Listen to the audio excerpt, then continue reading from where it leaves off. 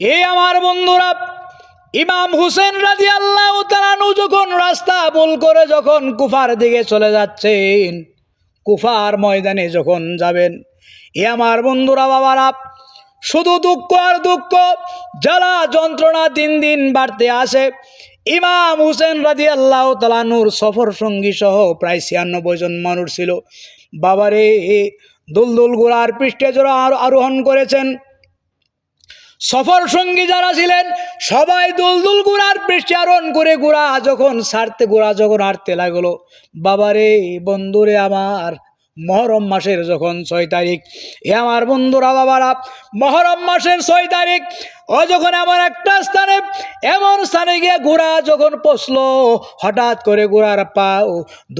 সামনের দুইটা পা হঠাৎ করে সামনের দুইটা পা মাটিতে যখন দেবে গেলেন, এ আমার বন্ধুরা বাবারা,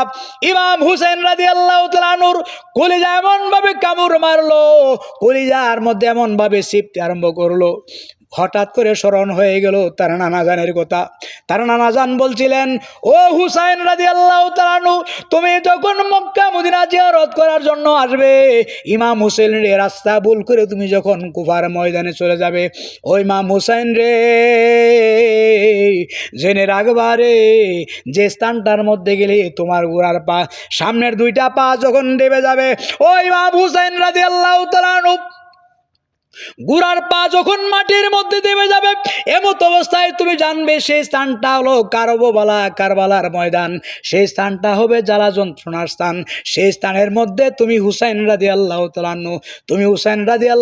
আনহু, আমার কিছু নামদারি মুসলমান পশু জানোয়ারদের হাতে, ও হুসাইন রাদিয়াল্লাহু তাআলা আনহু, তুমি জেনে রাখবারে, যে স্থানের মধ্যে যা তোমার ঘোড়ার পা মাটির নিচে দেবে যাবে রে হুসাইন, জেনে রাখবে রে, তুমি সেখানে তাবু গাড়বে,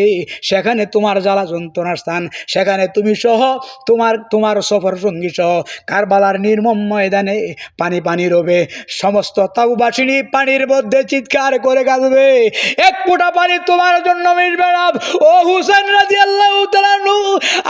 আমি নবীজির নামদারি মুসলমান, নামে মাত্র মুসলমান, তাদের মুখের মধ্যে লম্বা দাড়ি, হাতের মধ্যে তসবিহ, মাথার মধ্যে পাগড়ি, হুসাইন রে সেই স্থানের মধ্যে তুমি শহীদ হয়ে যাবে রে হুসাইন।